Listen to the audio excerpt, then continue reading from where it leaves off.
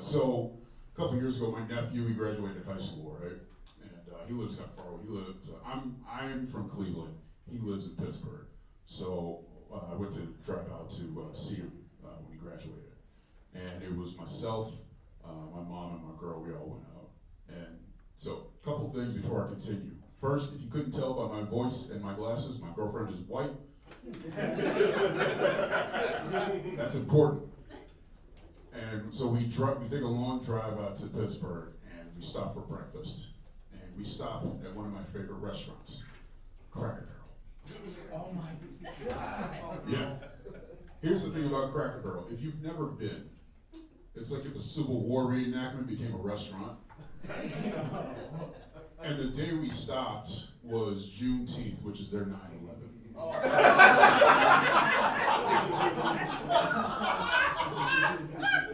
So, you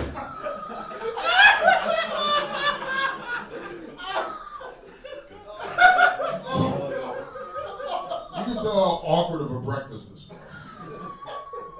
Because you got this, you got a big black dude and this white woman there. I look like an escaped slave with a slave master's daughter. And my girl is like really white. Like she's not that, snow bunny, like the white girls who think they're black, like the ones from Illyria. My girl is adult Disney fan white. Here's the thing, is like I like the food at Cracker Barrel. Okay, I'm not gonna shit on the food. The food's great. I can't handle how racist it is inside. Like Cracker Barrel is so racist, they spell pancakes with 3 Ks. Cracker Barrel is so racist, the store inside used to sell people. By the way, I have a lot of these. Like Cracker Barrel is so racist, they only serve egg whites.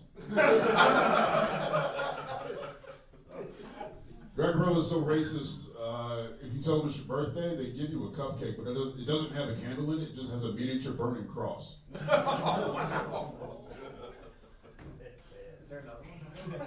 Oh, yeah, I got more.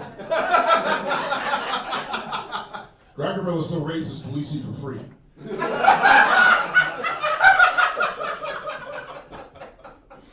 Cracker Barrel is so racist, when I remember I asked for dessert one time, you know what they gave me?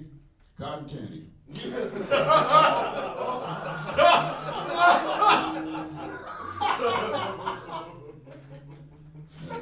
Cracker Barrel, I think I got one more. I think it's the last one I got. Cracker Barrel is so racist, when my girl and I go, and they tell me my table is ready, they say, Shelton, party of 1 3/5. I can't be too mad at Cracker Barrel, though. They make breakfast great again.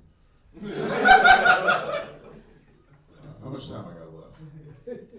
Yeah, like 3. 3 minutes, okay. 2 or 3. All right. I know what I want to do. So I know there's been like this weird political shift, so to speak, in the last couple months. I see a lot of corporations are, I guess, they're going back on their diversity, equity, and inclusion stuff. And I'm kind of glad, because I'm sick of them faking like they give a fuck about marginalized communities.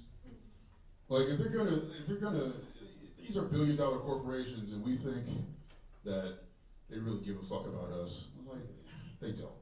And I'm glad that they're going full hood off. Like I was very tired of the stuff like during Pride Month when they got really bad, and they'd be like, this year for Pride Month, our pronouns are buy one and get one.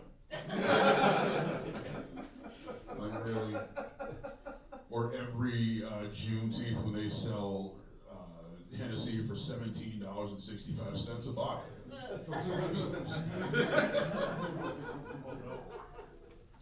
I'm glad that they're going back on it. But the shitty thing is, though, is that, I'm going to say in a couple years, there's going to be another shift, as this always happens. And then they're going to go right back to where they started. They're going to start coming out with the ads pretending that they're down and that they're woke. Bullshit like March on Washington and the brand new Nikes. off cocktail. And nothing burns better than Jack Daniels. Watch the world burn. Nothing burns, no. Yeah, watch the world burn on an 80-inch plasma screen TV. Eat the rich with an ice-cold Pepsi.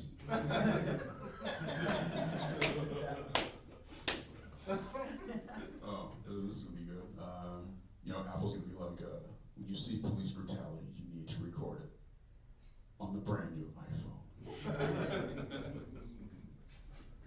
There's gonna be, this is probably my favorite. There's gonna be an ad where some dude is like speeding on his way to work, be a white guy, and then he gets stopped by the police, and he's rude to the cop. He's like, I got shit to do. I don't have time for this. Just give me my fucking ticket and get out of my way.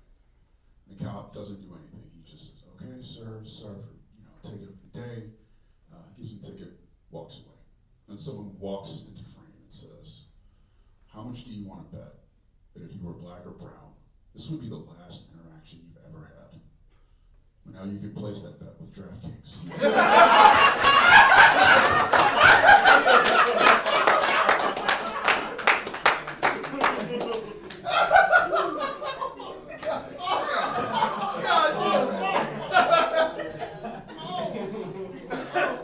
I don't know if anyone's ever heard of him, but my favorite poet is, other than my stepdad, because he's also a poet, but one of my favorite poets and my favorite poem by him, Gil Scott-Heron, The Revolution Will Not Be Televised. He's been dead for a long time, but if he were alive today, he would know not only will the revolution be televised, it'll be right back after a word from our sponsors. I appreciate you guys.